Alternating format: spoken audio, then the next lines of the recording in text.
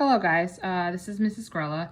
I'm here to teach you a quick mini lesson on how to use trigonometry to find a missing side of a right triangle. So here's an example from Delta. It basically tells you that the angle G is 90 degrees, angle E is 40 degrees, so that's right here, this angle. Side EF is 75, and we want to find side GE to the nearest tenth of a foot. Sides are outside the triangle and angles are inside the triangle. So that's the difference. You have angles inside and then sides outside. So we want to find a missing side, X. All right, so in order to do that, we have to use the trig ratios that we've learned, sine, cosine, and tangent. So what I did was I wrote the diagram again, and I wrote my SOHCAHTOA to remember my three formulas that I learned. So if I want to figure out what X is, I first have to label my diagram, and I have to see what I'm dealing with here. So I definitely know that my hypotenuse is the first thing I should label. It's across from the right angle. So side FE, this 75 side, that's our hypotenuse. Our opposite side would be across from the angle that we are dealing with, that reference angle.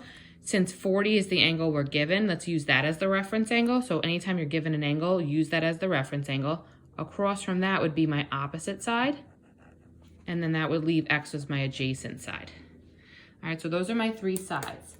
Now, 2 out of the 3 sides are marked. So if you take a look, the hypotenuse is marked, right? The hypotenuse is marked as 75, so I'm going to highlight that. Okay. My adjacent side is marked as X. So even if you don't know it, at least it's marked, you should highlight it. My opposite side though has no X on it, no number on it, nothing. So it's not marked. So I'm only dealing with my hypotenuse and my adjacent sides. So we have to pick which trig function uses hypotenuse and adjacent. Well, these both have hypotenuse, but which one is hypotenuse and adjacent? It would have to be cosine. All right, so we have to decide which trig function to use because they're not telling us which one. We have to decide ourselves which one to use. So now that we've decided it's cosine, it's always cosine or sine or tangent, depending upon what we pick, but we picked cosine of the angle. The angle is 40 degrees, right? That's the reference angle we chose. That's the only angle that we know besides the right angle. So we say cosine of 40 degrees equals, well, what does it equal? Let's go into the formula. It's adjacent over hypotenuse, right? So adjacent, so that's X over hypotenuse, 75. So we set up an equation so that we can kind of solve for X and figure out what the value of X is using this. Now to solve the equation, I would have to get X alone. Now X is not alone, it's connected to the 75 by division. So I could do a couple things. I could either multiply both sides by 75 to undo that division by 75. What I can also do, a lot of you are comfortable with this, is create a proportion.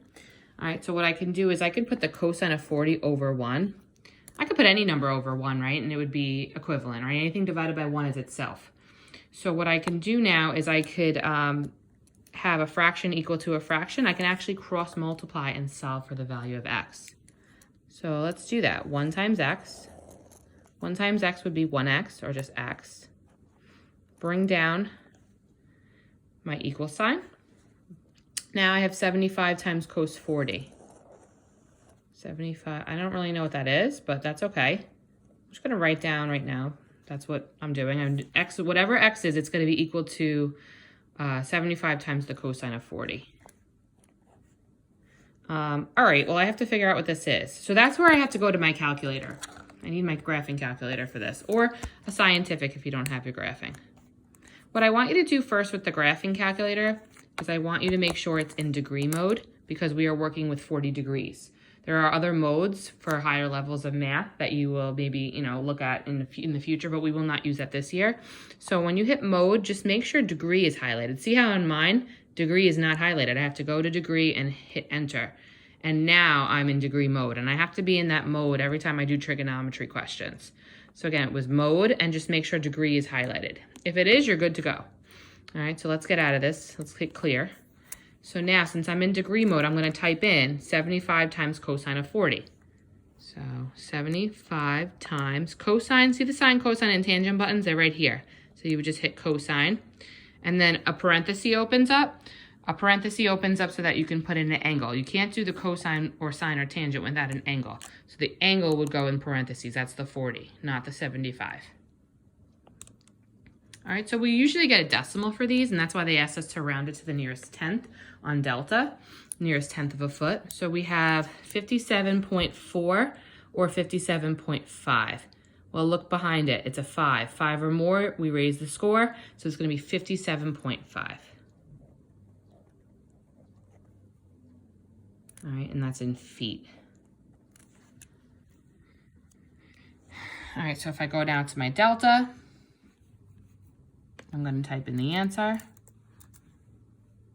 57.5, and I'm going to submit it.